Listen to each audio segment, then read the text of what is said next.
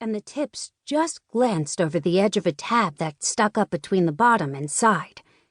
He hadn't seen it in the past, but now that he knew it was there, the small piece was obvious. Except his man-fingers couldn't grasp the tiny bit. He grumbled and growled when he realized he'd need help. To crack open a drawer. He mentally sighed and then drew in a deep breath. "Nora!" he shouted toward the door. Nora Cooper, a petite brunette in her early 40s with piercing blue eyes and a pretty smile, had been serving as Gavin's assistant and liaison between him and the Riverson pack. Actually, he had to get out of the habit of referring to the wolves as Riversons. They'd unanimously voted to revert to their old name, Fields, and that vote had given him hope for the battered and bruised group of wolves. If they hated the name Riverson so much that they'd rename themselves, integrating into new packs might go smoother. "You bellowed?" Nora poked her head around the corner. Nora's lineage traced all the way back to the beginning of the Fields pack, and if the she-wolf didn't know someone, dead or alive, she knew of them. Gavin's job would have been 10 times more taxing if Nora hadn't been around to help him. "This drawer has a false bottom, but I can't get at the little tab thingy." Nora's eyebrow shot up. "Tab thingy?" Gavin grunted. "Damn it, just come and look." Nora dropped her gaze and scurried toward him, her stare not going higher than the drawer on the desk. Fuck him sideways.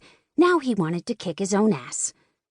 When he'd first arrived, she'd been meek as a mouse, not speaking unless spoken to, and eyes practically glued to the floor. But as they'd worked together, she'd grown more comfortable with him, teasing him when he deserved it, and even occasionally meeting his gaze. At least until he sounded the slightest bit gruff. Then she retreated into herself, hiding beneath that beaten shell for safety.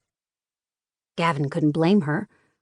But he hated that Brian Riverson and his father before him had traumatized the pack so deeply. He hated that his behavior pushed them back to that place even more. "Oh, I see it." Her breath caught and she lifted her head slightly, just enough so he saw the excitement in her eyes. Pinching the edge of the tab with her fingernails, she tugged gently until the bottom lifted free.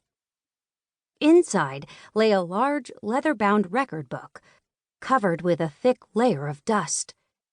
Clearly Brian and Frank had been too busy mad-dogging to notice the drawer contained more than junk. "What's this?" Gavin carefully lifted the book. He held it at an angle and blew a puff of breath across the cover.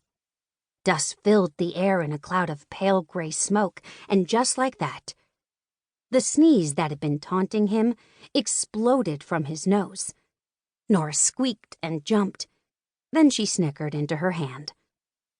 Gavin simply grinned, relief over Nora bouncing back after his growling rushing through him as quickly as his sneeze. He'd already learned that commenting on her quick recovery didn't lead anywhere good, so he refocused on the dusty journal they'd discovered. He placed it on the desk and flipped it open, the old cover releasing a slight creak as it moved. The first page was filled with precise, blocky writing, almost as if every letter had been drawn with a stencil, not at all like the jagged, spiky letters he'd learned belonged to Brian Riverson. "Whose handwriting is this?"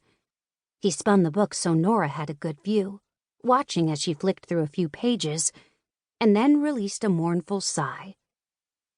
"Well, I'll be damned," she breathed. "That's Alpha Field's handwriting.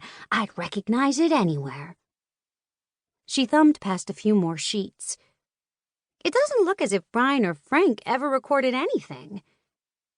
Fields had been the Alpha before being viciously murdered and overthrown by Frank Riverson. The death of their Alpha had shaken the pack to its core, but with nowhere else to go, they'd remained in place to suffer under the Riverson name. Concern washed over Gavin, and he shot Nora a look, doing his best to sort through the sense around him, to gauge her emotions.